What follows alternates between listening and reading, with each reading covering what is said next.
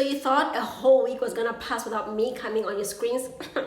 Think again. I'm here, your girl, with something juicy, something fresh. I'm going to share with you things that you should know about wealth creation. These things, if you know them, keep them in your memory. If you do these things, I'm telling you, you are done. I beg, you are done. Hey guys, and welcome to the channel. I'm going to share with you a little encouragement about wealth creation. It should be no surprise that the reason why we even talk about property is that we want to build wealth. Not disregarding that there are so many other ways that you can build wealth. Whichever way you do decide to build wealth, here's what I want us to remember on this journey, including me because I'm on this journey too. The first thing is, this simply means that one shouldn't have to struggle forever. Any form of sacrifice should be temporary.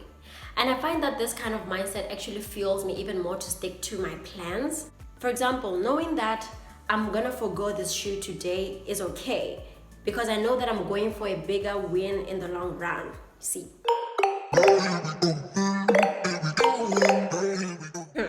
I was just minding my own business when this shoe caught my eye.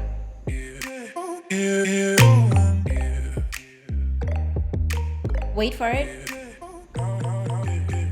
Oh, wow.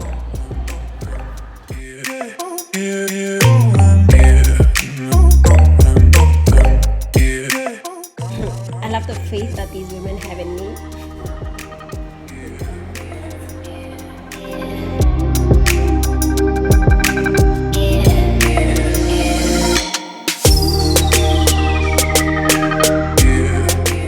I know that it's not that I'm never going to have those shoes. It's just that for now, I can't have these shoes based on my goals, see? Or unless maybe I save for them, but I can't have them cash now, you understand?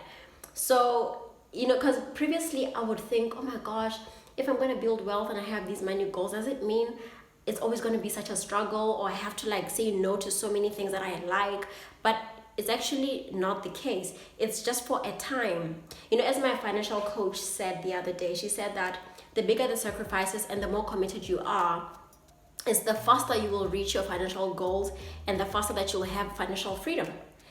And I mean, who doesn't want that? So when you know, like suffer the most now so that you can have freedom later. Then after that, we're gonna burn that cash, baby. Okay. The next thing that I think is important to think about when building wealth is that it's important to build quality relationships. I find that when you don't take care of your relationships or you don't foster relationships, you're gonna find that even the traveling becomes lonely.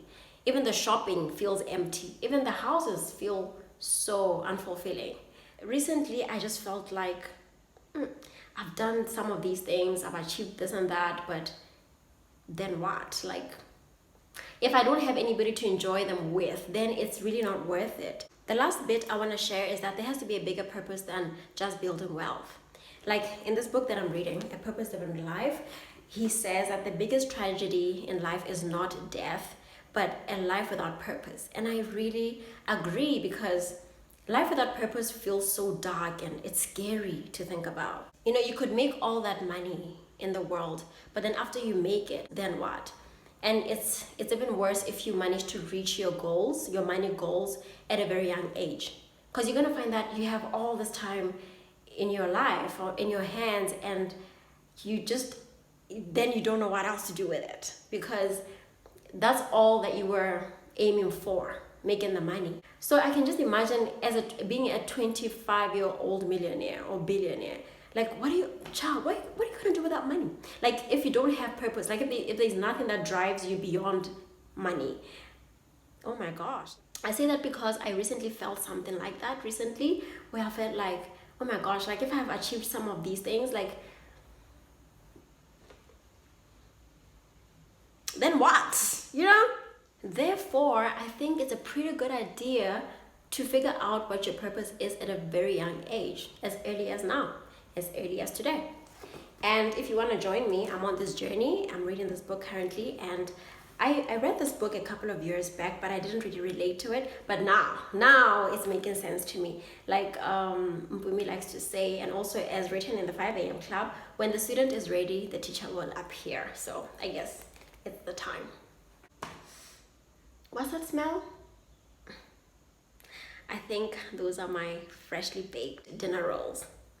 Let me go eat.